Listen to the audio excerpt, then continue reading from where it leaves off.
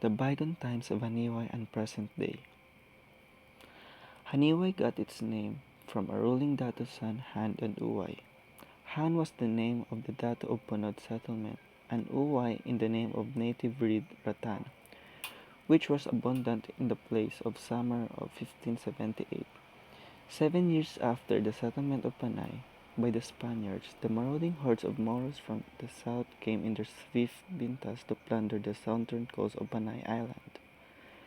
Escaping from Moro piracy and the white Spaniards with their dealing weapons, the native from Talaugis trudged up from the coast to establish a settlement northward in interior along the Swagi River.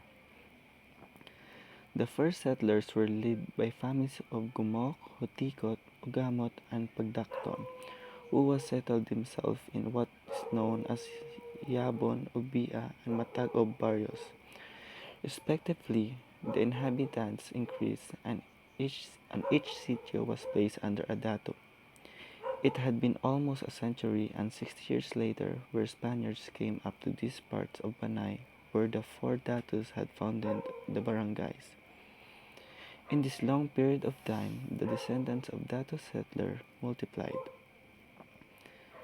The four major settlements later were ruled by the following datos: Biruk and Dato of Ilawod, Kanhe, Dato of Danao, Lubang Banwa, Dato of Yabon, Batakon, Dato of Kipot.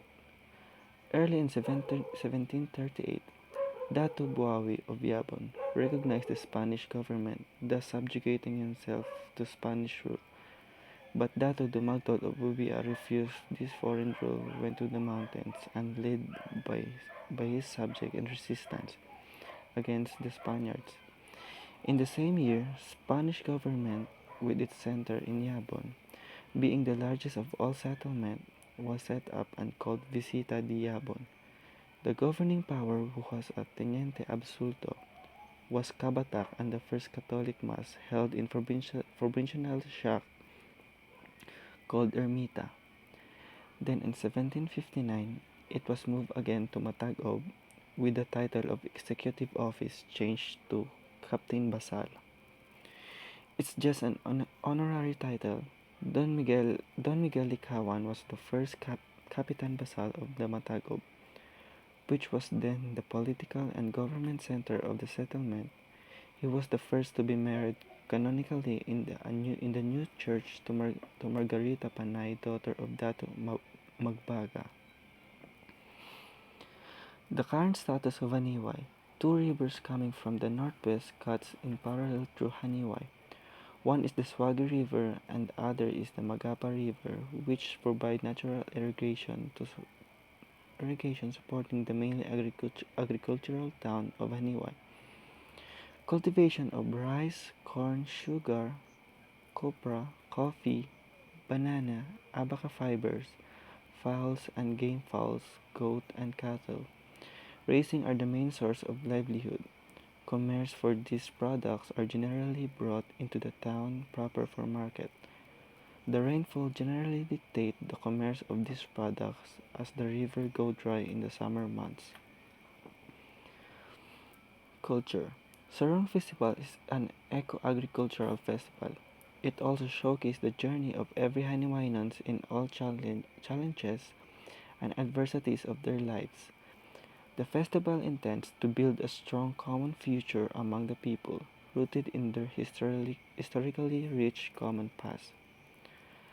Haniway Catholic Cemetery of Neo-Gothic architecture was constructed in 1875, known to be one of the most artistic Spanish colonial cemetery in the entire Philippines.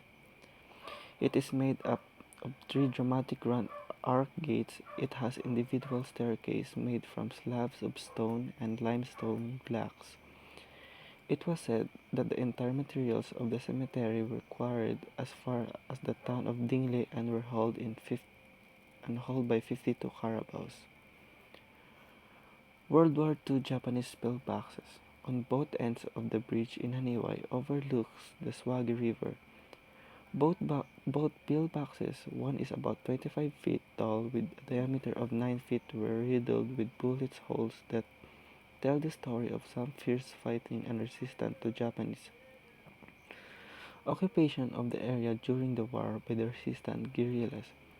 Both pillboxes are still intact. Japanese pillboxes are dug out where soldiers used to shoot from in World War II. Thank you.